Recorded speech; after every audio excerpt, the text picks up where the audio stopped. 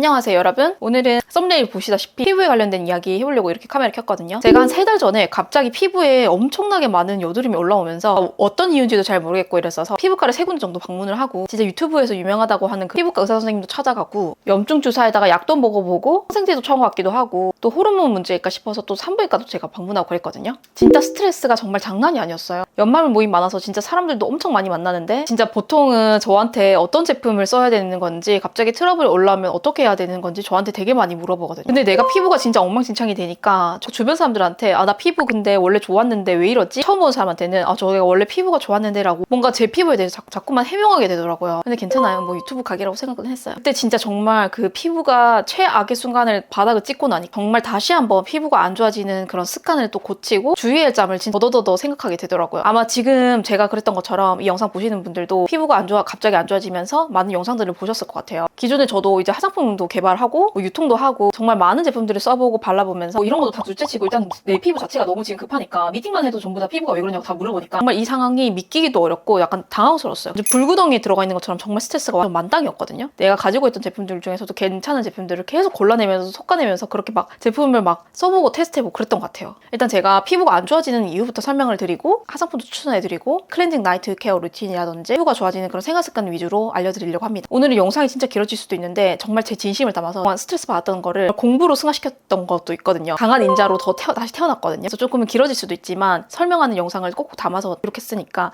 꼭 반드시 시청해주세요. 저희가 기본적인 피부가 안 좋아지는 이유에 대해서 좀 알고 있어야 애를 잡아낼 수 있잖아요. 일단 대부분 피부가 안 좋아지는 이유에 대해서 많은 이유가 있지만 대부분은 피부 장벽 때문입니다. 그래서 제가 한번 이 태블릿에서 설명해 드릴게요. 뭔가 아직은 편집자 없는 그런 유튜브라서 사람마다 그런 해야 됩니다. 엄청난 똥손이라서 좀 이제 여기가 피부 표면이에요. 피부가 약해지면 이제 건조해지거나 피부의 수분감이 사라지면은 여기 피부 표면 자체가 약해지기 때문에 여기 이렇게 틈이 벌어지게 돼요. 그래서 여기가 각질인데 이 각질 사이에 틈이 피부가 점점 벌어지게 되면서 여기 전체의 밸런스가 다 무너지게 되거든요. 그러면 이제 여기 사이로 수분감이 또 다시 빠져나가요. 내부에 피부에 수분이 있는 거를 잡아내지 못하고 이렇게 된 피부에는 건조해지기 때문에 피부 장벽이나 표면의 역할은 다른 외부로부터의 환경이라든지 먼지라든지 뭔가 유해 성분 이런 것들이 들어오지 못하도록 보호해주는 그런 역할을 하는데 여기가 이제 약해져서 계속해서 수분은 빠져나가고 외부로부터 자꾸만 자극이 들어오면은 계속해서 이 피부 전체의 장벽이 약해지는 거예요. 피부나 이런 데가 표면이 예민해진 상태이기 때문에 여기를 뚫고 이렇게 한홍성 여드름이 계속해서 자라게 나게 되는 겁니다. 당연히 트러블이 생기기 때문에 몽우도 넓어지는 편이에요. 그렇다고 각질을 제거하기 위해서 무리하게 뭔가 화학적인 제품들을 사용하거나 각질을 과도하게 각질 제거제를 쓴다던가 알갱이 스크럽으로 막 이 부분을 긁어내면 이미 여기가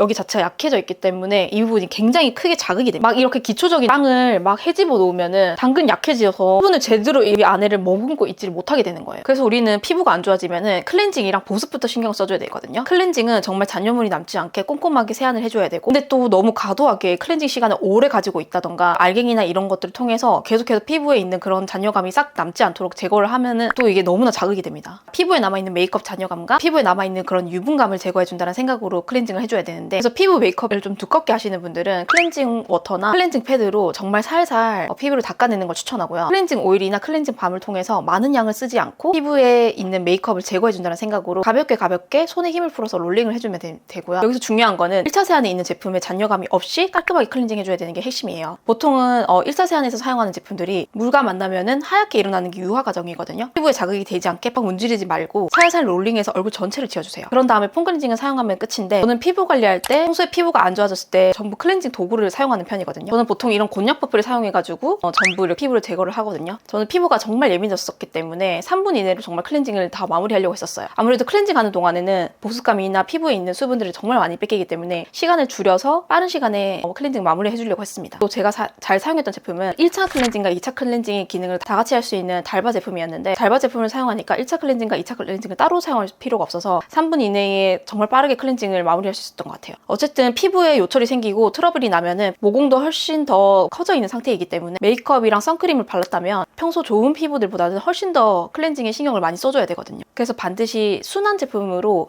메이크업을 잔여감을 지워준다는 생각으로 클렌징을 해주는 게 좋습니다. 그리고 화장품 제품은 저는 무조건 레이어링해서 쓰는 방식을 사용했는데 많은 양의 제품을 사용하지도 않았어요. 오히려 많은 화학 제품들을 사용하면 피부에 굉장히 자극이 될 수가 있어서, 그리고 반드시 순한 제품을 사용했어요.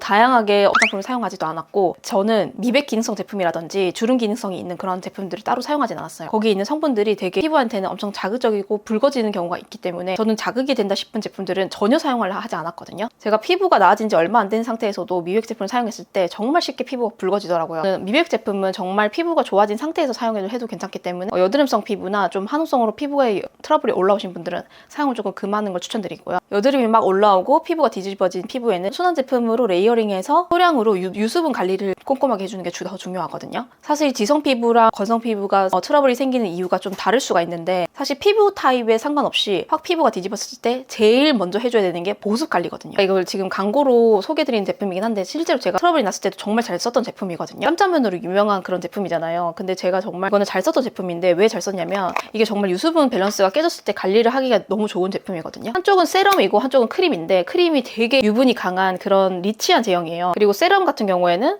정말 수분감만 채워질 수 있는 그런 유분이 거의 없는 제품이거든요. 그래서 저는 이거를 제가 트러블이 난 부위에는 세럼을 정말 소량으로 한 이 정도? 한 번 안 되게 덜었던 것 같아요. 전체 꼼꼼하게 발라주고, 그런 다음에 보습크림을 정말 이 정도, 정말 양을 정말 적게 했어요. 이 정도 정말 발라서 위에를 덮어줬거든요. 제품이 순하기도 하고 유수분 밸런스를 이렇게 맞춰줄 수 있는 제품이라 저는 진짜 트러블 났을 때 너무 추천한 제품인데, 피부 장벽이 약해지는 것도 전부 이제 보습 관리랑 관련이 있기 때문에 유수분 관리가 가능한 그런 제품들을 사용해주는 게 너무너무 중요한 것 같습니다. 그리고 저는 사실 제가 지성에 가까운 피부, 수부지에 가까운 피부이기 때문에 트러블이 난 부위에는 정말 유분기를 정말 주지 않기 위해서 노력을 했거든요. 그래서 저는 좀 세럼을 많이 바르고 토너를 레이어링을 되게 많이 했는데, 그래서 약간 이 비율 자체도 2대1로 맞춰서 했고, 이제 나머지 부위들은 거의 1대1로 섞어 사용을 했던 것 같아요. 트러블이 난 부위는 보습감을 주는 제품들, 유분기가 많이 없고 보습감이 많이 주는 제품들을 사용해주는 게 좋고, 되게 당기거나 각질이 많이 올라오는 그런 피부들은 이런 유수분을 적절하게 배합을 해서 한 1대1 정도의 비율로 사용해주면 도움이 되거든요. 그래서 꾸덕꾸덕한 그런 수분크림, 보습크림을 사용하는 것보다 조금은 라이트한 그런 제형을 사용해서 얼굴 전체를 발라주고, 마무리를 오히려 다른 세럼이나 천연 호호바 오일 같은 제품들로 얼굴 전체에 그 유분을 한 번 더 덮어주면 피부 유수분 관리에 도움이 되거든요. 그래서 오히려 피부에 수분이 부족하다고 해서 너무 강한 리치한 그런 제품 수분크림을 사용하는 것보다 이렇게 관리해주는 게 더 도움이 됩니다. 그리고 염증이 보이는데 짤 수 없는 땡땡하게 올라온 그런 트러블은 해열침을 사용해서 염증을 빼주고 패치를 붙여주었는데요.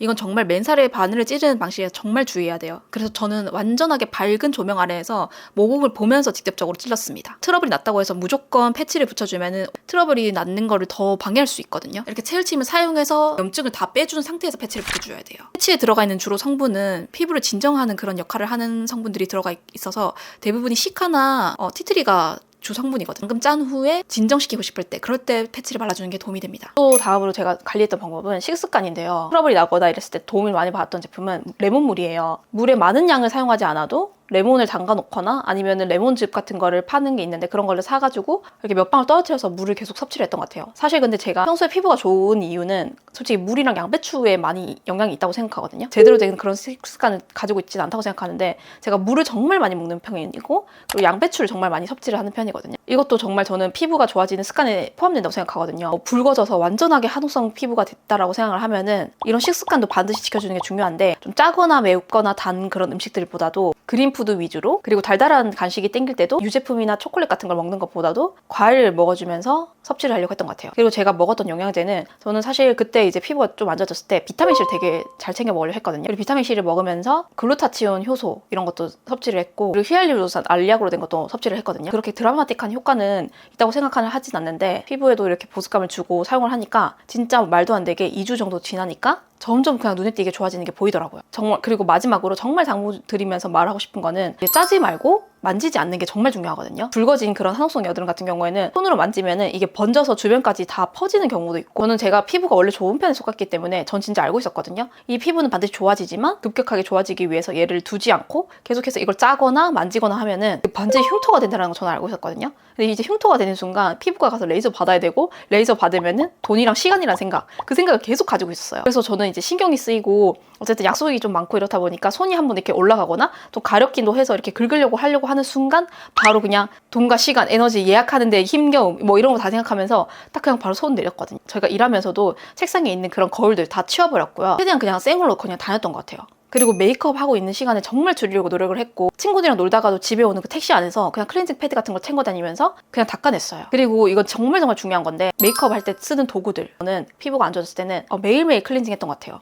쿠션도 그냥 한 번 사용했으면은 다른 걸로 교체해주고 밖에 나가서 사용을 했었을 때도 바로 집에 와서 다른 퍼프로 갈아주고 그렇게 사용을 했거든요. 그래서 정말 하루에 한 번 정도는 무조건 이 퍼프를 갈아줬어요. 저는 이런 약간 클린한 습관도 너무 중요한 것 같고 이미 피부가 약해진 그런 민감한 피부들한테는 당연히 해줘야 되는 그런 루틴인 것 같아요. 저는 원래부터 피부과 의사분들 유튜브도 되게 많이 보고 사실 이번에 되게 빨리 좋아져야 됐었기 때문에 피부과를 갔기도 했고 염증 주사도 맞고 이렇게 다 했는데 사실 막 10% 막 번지고 모낭염에 가까운 그런 한옥성 여드름은 번져서 사실 염증 주사나 이런 걸 맞더라도 바로 옆자리에 또 다시 피부 트러블이 나고 이렇더라고요. 그리고 항생제나 이런 거는 오히려 피부를 속을 더 건조하게 만들면서 오히려 효과가 더 전혀 없었다는 생각이 들었거든요. 그래서 갑자기 올라온 피부나 이런 트러블이 번진 피부에는 전반적인 보습 관리랑 생활 루틴을 개선하는 것도 더 중요한 것 같아요. 제가 정말 갓 경험하고 알려드리는 후기고 너무너무 스트레스 받은 사람으로서 정말 극복한 후기를 알려드린 거거든요. 진짜 도움이 꼭 되었으면 좋겠어요. 그러면 오늘도 영상 시청해주셔서 감사하고 다음에는 또 다른 유용한 영상에서 만나요. 안녕.